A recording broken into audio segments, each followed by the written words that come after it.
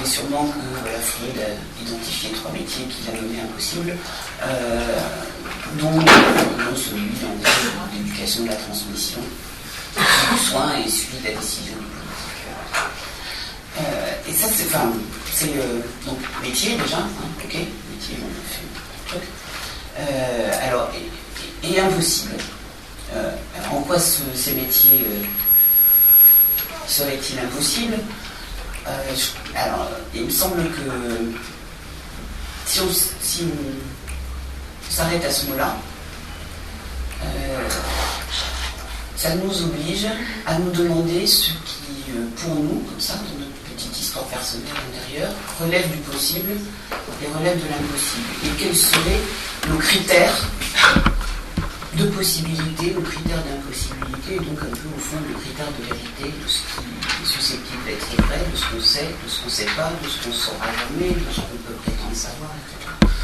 Notre vision du monde de nous pas, qui s'appelle par un nom que ça rend ici. Bon, c'est l'épistémologie. Quelle est notre épistémologie de référence à nous chacun quand on pratique ces métiers-là et qu'on prétend qu'ils seraient impossibles? Et on les met sous le sceau de cet impossible. Et je crois qu'ils sont impossibles, donc dans une certaine épistémologie, qu'on va appeler positiviste, c'est-à-dire cette épistémologie qui voudrait nous faire croire qu'on peut tout savoir de quelque chose. Et que même si on ne le sait pas encore tout à fait maintenant, un jour, on le saura. Et qui, c'était une phrase que vous connaissez sûrement, qui est une phrase célèbre de Durkheim, représentant ça. On considère que justement il faut considérer les faits sociaux comme des choses. C'est-à-dire que le modèle de la physique classique, mécanique, va nous aider et va nous servir de modèle justement pour comprendre les choses humaines. Donc évidemment que dans ce cadre-là, dans ce référentiel-là, accompagner est impossible puisque ce référentiel a pour fonction de produire des lois qui vont nous permettre de prédire ce qui va se passer. Or, s'il y a un truc dont on est bien certain, c'est qu'une relation d'accompagnement, au sens, encore une fois, le plus fort possible, nous rend justement incapables de prédire ce qui va se passer pour l'autre, puisque sa force, c'est de reconnaître que c'est la rencontre de deux autonomies. Donc, de deux personnes qui sont dotées d'une liberté de conscience, d'un libre arbitre, d'une capacité réflexive sur elles-mêmes, de choses qui vont échapper à l'une comme à l'autre, et à soi-même en particulier aussi. Donc voilà, si on est dans une épistémologie qui prétend à terme qu'on saura tout de tout, évidemment que ce métier est impossible, et tant mieux. Par contre, si on accepte d'être dans une vision du monde moins close, plus ouverte, peut-être plus humaine aussi, alors c'est pas, je ne prétends pas que les autres sont inhumains ou des humains, je prétends juste que le fait de singer les critères des sciences physiques pour commencer à discuter et interroger les sciences humaines a quelque chose de très limitant pour les sciences humaines, c'est juste ça. Et puis en plus, c'est une certaine physique, parce que il y a une autre physique depuis le XXe siècle qui est bien plus ouverte que ça, et sur laquelle peut-être on aurait des choses, ou chez laquelle on aurait des choses à entraîner. En tous les cas, si on accepte ce préalable, qu'un être humain, c'est d'une telle complexité, c'est toujours du singulier, ça, c'est comme on a dit tout à l'heure, clinique, mais en tous les cas, c'est un corps, c'est une histoire, c'est un être parlant, c'est un être émotionnellement agité, et de façon différente pour chacun d'entre nous. Donc si on accepte cette complexité-là, qui fait que personne n'est assimilable à une résidence quelconque, parce qu'en plus on est toujours en train d'évoluer question de la néoténie, le fait que l'humain est le seul vivant néothène, c'est-à-dire qu'il va apprendre avec la capacité d'apprendre jusqu'à sa mort. Donc, voilà. C'est le fond à la base nécessaire pour légitimer ce qu'on appelle l'éducation tout au long de la vie, ce qu'on appelle l'accompagnement, y compris au moment, etc. On est des néothènes, ça veut dire que c'est jamais fini. Ça n'en finit pas de se réouvrir à chaque expérience, en tous les cas potentiellement. C'est toujours susceptible de se réouvrir, de se transformer, d'être autre chose que ce qu'on était la veille, quelqu'un d'autre qu'on sera demain. Donc si on accepte cette complexité-là, complexité des personnes en présence, complexité de leurs relations aussi, sauf à ce qu'elle soit quelque chose, encore une fois, préprogrammé, ce que ça n'est pas censé être si on est dans l'accompagnement, alors évidemment on ne pourra jamais prédire et qu'on ne pourra pas apporter le modèle des sciences dures là, et que même il n'y a pas de modèle. Tellement clair, il n'y a pas de modèle qui va nous permettre de dire qu'on l'a dans nos valises et qu'avec ça, on va être un bon professionnel qui va faire ses 40 ans de carrière et qui va appliquer ce modèle de cette façon-là. Une phrase de Jean-Louis Lemoyne que j'aime beaucoup, je vous livre et puis vous ferez vivre en vous. Il dit, plutôt qu'appliquer des modèles, s'appliquer à modéliser. Ce qui n'est pas la même chose. Donc, effectivement, produire du savoir, réfléchir et donner une espèce de forme à ce qu'on vit, c'est en gros modéliser. Le modèle, ça peut prendre toutes les formes. Un poème, c'est un modèle, une fable, c'est un modèle, les équations, ok, il n'y a pas que des équations quand même dans la vie, dans le monde des humains, il y a des mots, là aussi. Voilà. Donc, et chaque praticien, moi c'est un pari absolu des étudiants qui sont comme vous, licence pro, métier de la formation. Le pari, c'est que chaque praticien est en mesure de modéliser sa propre pratique, de lui donner une forme à partir de laquelle il pourra déconstruire ce modèle en fonction d'autres expériences qui lui sont arrivées et la remodéliser, etc. Mais par contre, effectivement, ça demande qu'on s'y applique, chacun pour soi-même, qu'on réfléchisse sa pratique, qu'on s'outille un peu théoriquement pour décider que c'est plutôt ça notre point d'appui que ça, plutôt ça que ça.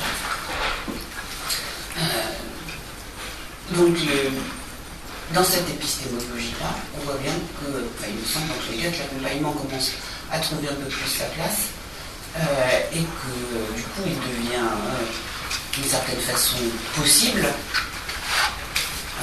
en tous les cas, puisqu'on n'attend pas de prouver à son propos des choses dont on assume qu'elles ne sont pas prouvables. Voilà, je sais en même temps en disant ça, je ne règle pas votre problème avec vos commanditaires qui attendent des preuves. Voilà, néanmoins ça décontracte un peu. Enfin, il me semble. Il y a peut-être quelqu'un dans votre entourage qui rêve de un cauchemar pour moi, mais qui va ranger un jour tous les humains dans des boîtes pour lesquelles il aura bien prévu la bonne étiquette, et voilà. Je ne pense pas que si on accepte que c'est un métier qu'on fait, il ne faut pas marcher dans la combine.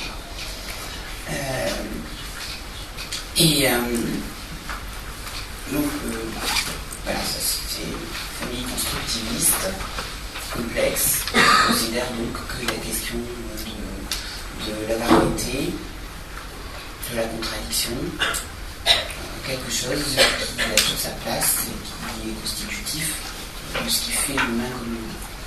Et donc, en gros, on ne peut pas décider. Il faut bosser sous le sceau de l'indécidable, de l'imprévisible, de ce qu'on ne maîtrise pas, mais c'est tombé.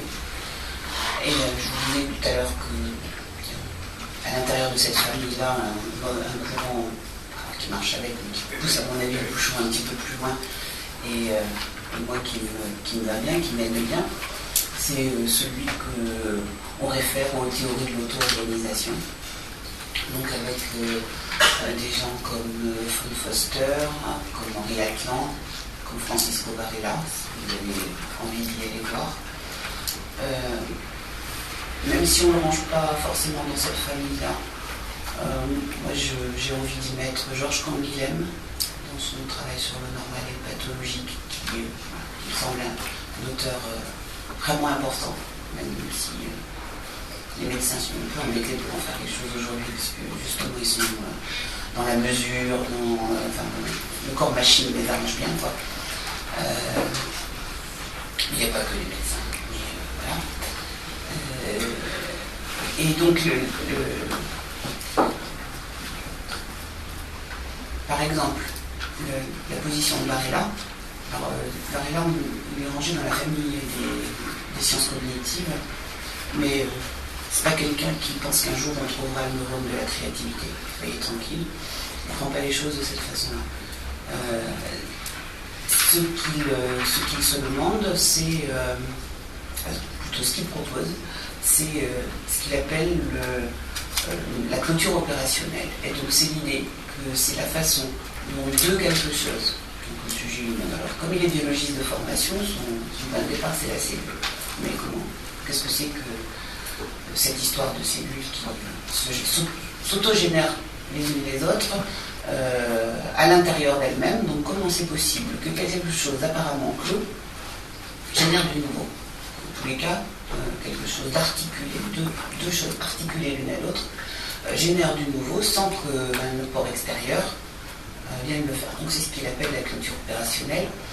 Et donc ça suppose, en tous les cas pour nous occidentaux, comme ça, de modifier un petit peu nos cadres mentaux premiers, spontanés, naturels, puisque ça suppose de s'inscrire dans une vision du monde où on accepterait qu'il n'y a pas de début et pas de fin, que ça n'a pas de sens de se poser la question de quand ça a commencé et comment ça va finir, mais plutôt d'être sur un fond de réflexion orientale, comme ça. Alors Varela se réfère à l'Orient, qui n'est pas du tout dans une logique de changement et dans une linéarité du temps, mais qui est plutôt dans une logique de transformation de quelque chose de cyclique, c'est-à-dire qu'une étape contient toujours encore les traces de l'étape précédente et prépare déjà les traces de l'étape suivante. Et donc on n'est pas capable, on accepte qu'une vie humaine ne peut pas dire ça a commencé là, et puis voilà, on a commencé comme embryon, au moment où nos parents ont commencé à dire, au moment où les arrière-arrière-grands-parents ont décidé même de prendre un sérieux. Donc, ça finira certainement avec notre mort singulière, cette histoire, mais en tous les cas, l'histoire humaine ne sait pas quand est-ce qu'elle a commencé et ne peut vraiment pas savoir quand est-ce qu'elle continuera. L'accompagnement, la relation d'accompagnement, à ce moment-là, est une relation qui trouve sa régénérescence à l'intérieur d'elle-même, dans la façon dont deux, ça peut être un groupe, si une personne, ça peut être deux entités. Moi, mon travail de thèse, je me suis comme ça, avec deux entités, puisque je m'intéresse à la relation, peu importe entre deux points, vont réussir à construire pour elles-mêmes et à produire pour elles-mêmes quelque chose dont elles n'avaient pas idée préalablement et qui va émerger de cette relation particulière. Varela appelle ça l'action incarnée ou la cognition incarnée. Et c'est le titre du dernier bouquin qu'il a écrit, il est mort jeune. Ça s'appelle l'inscription corporelle de l'esprit. Et surtout que ce titre, à lui tout seul, déjà, nous en dit beaucoup. C'est-à-dire qu'il n'y a pas d'un côté notre tête et de l'autre côté notre corps. Notre tête qui dit à notre corps ce qu'il faut qu'il fasse, et quand notre corps fait des trucs que la tête ne lui avait pas demandé, mon Dieu, quelle horreur!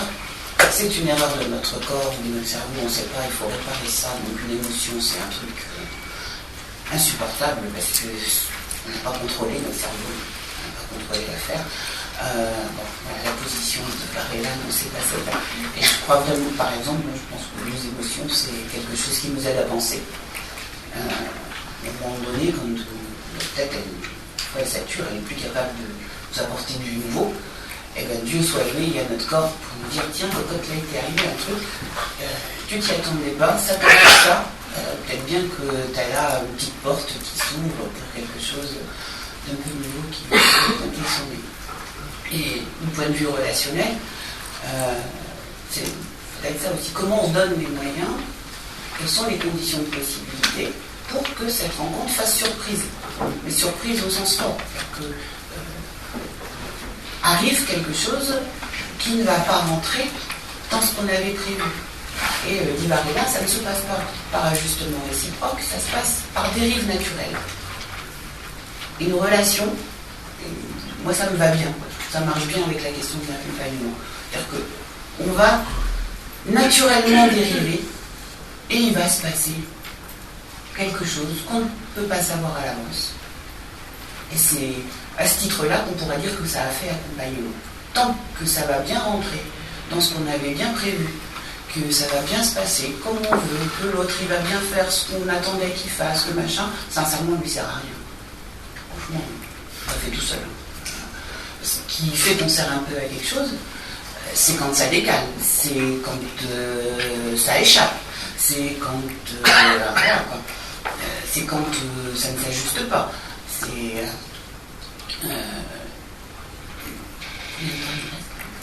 encore quasiment 12-13 minutes, un peu plus. D'accord. Et donc on ne prétend pas tout contenir, on ne prétend pas tout maîtriser, parce que justement c'est bien quelque chose de l'ordre de l'auto qui se joue pour chacun, y compris même du point de vue de la relation. Elle a son autonomie, cette relation au sens fort, elle vit aussi sa vie, et qu'on dérive avec elle. Alors, on assume cette incomplétude, on assume qu'on est nous-mêmes incomplets, que l'autre est incomplet, que la relation est incomplète. On n'en viendra jamais à bout, tant qu'on est vivant, et que c'est ça qui légitime qu'on ait des choses à faire ensemble. Parce que sinon, encore une fois, ça ne sert pas à grand-chose.